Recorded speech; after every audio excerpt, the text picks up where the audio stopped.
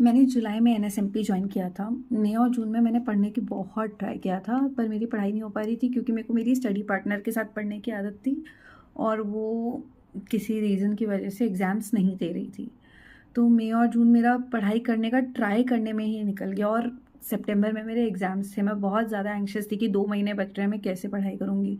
And then CA day वाले दिन मेरे को एनएसएमपी का ऐड दिखा, आई जॉइन्ड। मैंने नितेश सर से बात की कि क्या है करके समझा, मैंने जॉइन किया।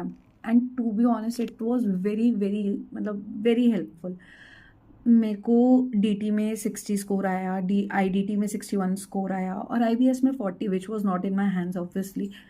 बट डीटी आईडीटी के स्कोर से I am very happy because sir का क्या था, वो टारगेट देते थे, अगले दिन टेस्ट ले लेते थे, फिर टारगेट देते थे, फिर टेस्ट ले लेते थे, क्योंकि 2 ही महीने थे तो मेरे पास बहुत ज़्यादा टाइम नहीं था।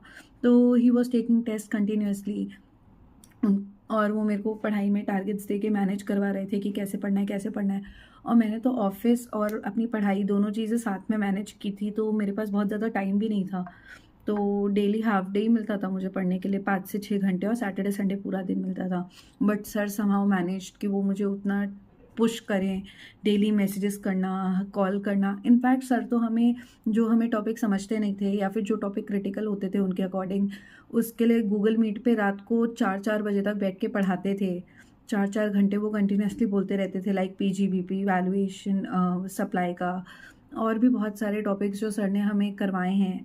सर की वजह से हम और लोगों से मिले थे ग्रुप में, हम लोगों का ग्रुप बन गया था, हम लोग साथ में बैठ के पढ़ रहे थे।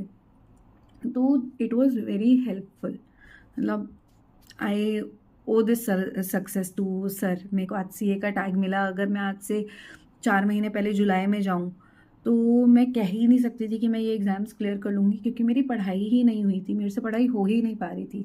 तो I am C A Sanya Khandelwal, signing off. Thank